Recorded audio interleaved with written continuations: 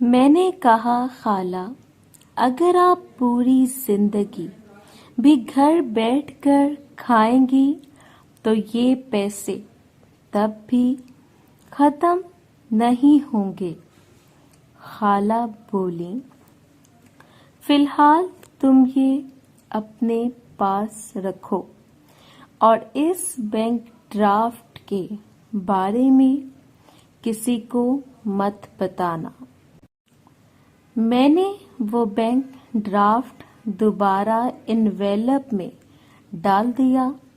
خالہ بیٹے کے ساتھ ٹیک لگا کر بیٹھ گئیں۔ ان کی آنکھوں سے آنسو نکلے جا رہے تھے۔ مجھے سمجھ نہیں آ رہی تھی میں اب کیا کروں، کیونکہ اب پہلے والی بات نہیں رہی تھی۔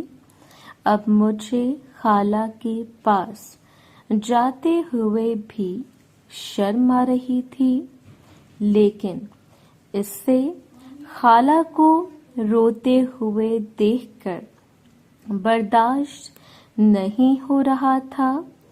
اس لیے میں اٹھ کر خالہ کے پاس چلا گیا اور ان کے چہرے سے آنسو صاف کیے اور کہا، خالہ، یہ سب اچانک تو نہیں ہوا، اس کی ہم سب امید کر رہے تھے، اور دیکھا جائے تو خالو کے ساتھ رہ کر آپ کو کیا ملنا تھا۔ میں مانتا ہوں کہ آپ دونوں کے درمیان کچھ نہیں تھا اور رشتہ ٹوٹنے پر دکھ ہوتا ہے۔ آپ سمجھیں کہ آپ کی زندگی میں کچھ برے دن آئے تھے جو اب ختم ہو گئے ہیں۔ پھر میں نے خالہ کا سر پکڑ کر اپنے کندھے پر رکھ لیا اور ان کو دلاسا دینے لگا۔ خالہ بولی، ندیم، تم نے مجھے اپنے سے علیحدہ کیوں کیا؟ میں نے کہا، خالہ، میں کیا کرتا، ہمارا معاشرہ ہمیں ایک ساتھ رہنے کی اجازت نہیں دیتا۔ خالہ پیچھے ہوئی اور بولی، ندیم، کیا تم نے مجھ سے محبت نہیں کی تھی؟ خالہ کی آنکھوں میں سے آنسو پانی کی طرح بہہ رہے تھے۔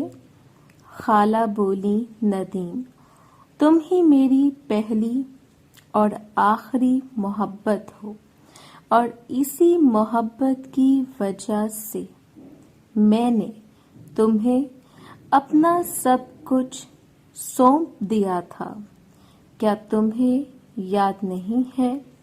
میں نے کہا، خالہ، مجھے یاد ہے، میں بھی آپ سے بہت شدید محبت کرتا ہوں، اور میں کبھی نہیں چاہتا کہ آپ مجھ سے دور جائیں۔ یقین مانیں، جب آپ کی شادی ہوئی تھی تو پورے 2 مہینے مجھے رات کو نیند نہیں آتی تھی۔ پوری رات مجھے بے چینی ہوتی تھی اور میری آنکھیں آپ کو تلاش کرتی تھیں، لیکن یہ بات نہ تو میں کسی کو بتا سکتا تھا اور نہ ہی آپ کے پاس آ سکتا تھا یا آپ کو دیکھ سکتا تھا۔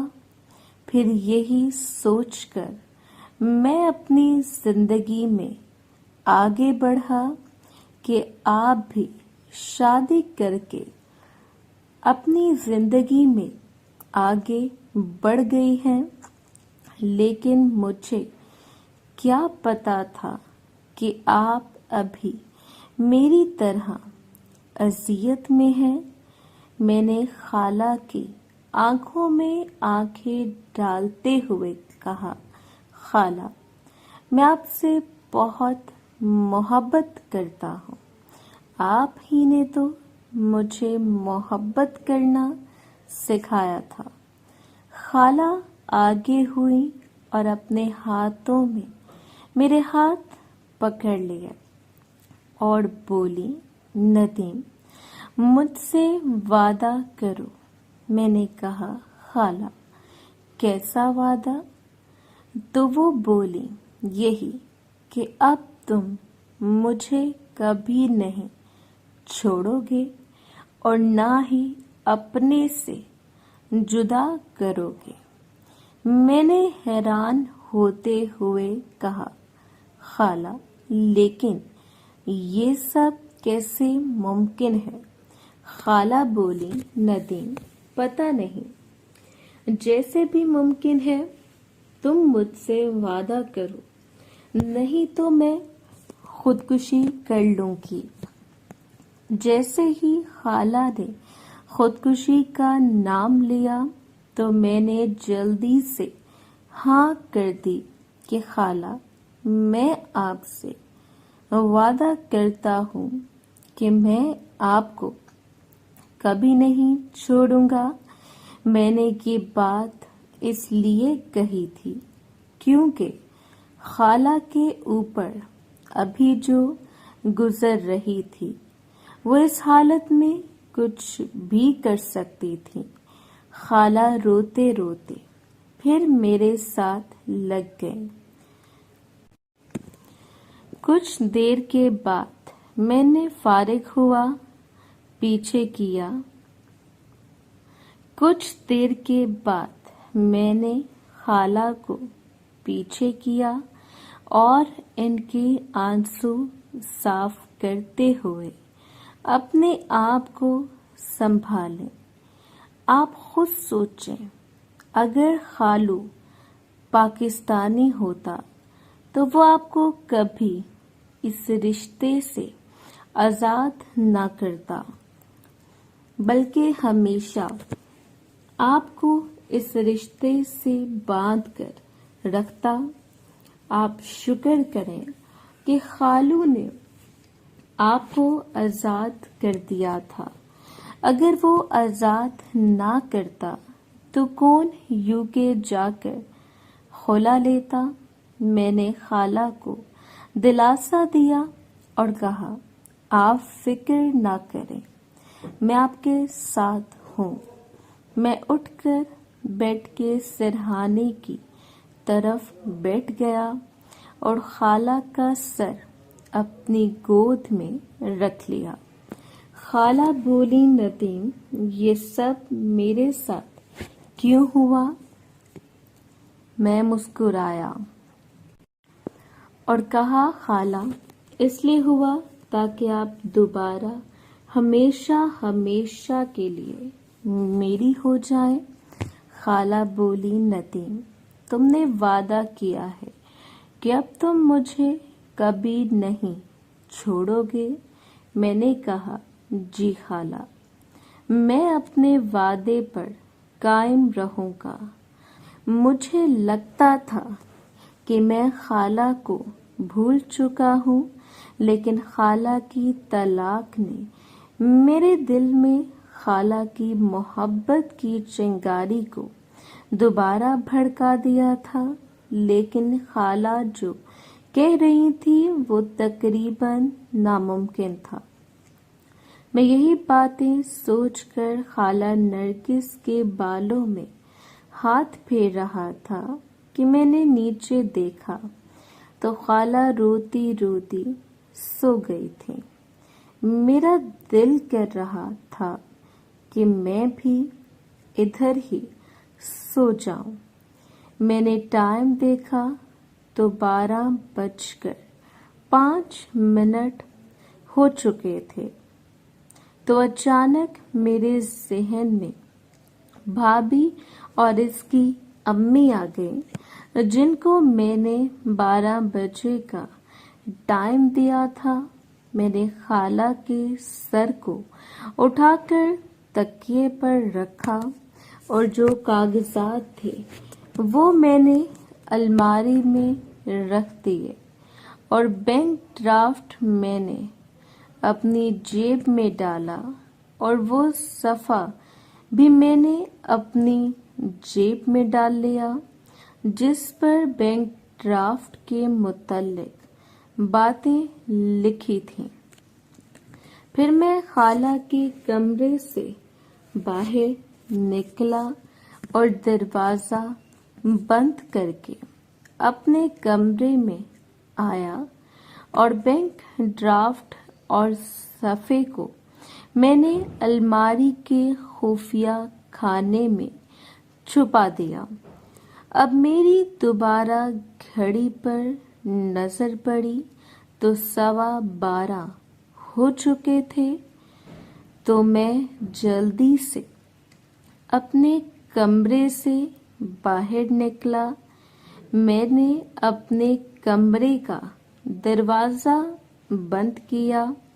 میں بھابھی کے کمرے کی طرف جا رہا تھا کہ میری نظر مونا اور کرن کے کمرے پر پڑی، جہاں آج پھر لائٹ جل رہی تھی۔ لائٹ جلنے کا مطلب تھا یا تو وہ دونوں اندر جاگ رہی ہیں یا پھر وہ دونوں لائٹ جلا کر سو رہی ہیں۔ لیکن مسئلہ یہ تھا کہ یہ لائٹ پوری رات نہیں جلتی تھی، کچھ وقت جلنے کے بعد بند ہو جاتی تھی۔ میرے دل میں خیال آیا کہ میں نے کرن کو آصف سے ملنے سے منع کیا تھا، لیکن حویلی میں آ کر کرن کا آصف کے ساتھ ملنا ناممکن نہیں رہا تھا۔ وہ دونوں کسی بھی وقت کسی بھی جگہ پر مل سکتے تھے۔ میں نے دل میں سوچ لیا کہ کل میں ضرور دیکھوں گا کہ یہ لائٹ کیوں جلتی ہے، اور یہی سوچتے سوچتے میں بھابھی کے کمرے کے پاس گیا۔ میں نے دروازے کو دھکا لگایا تو دروازہ بند تھا۔ ابھی میں دروازے پر دستک دینے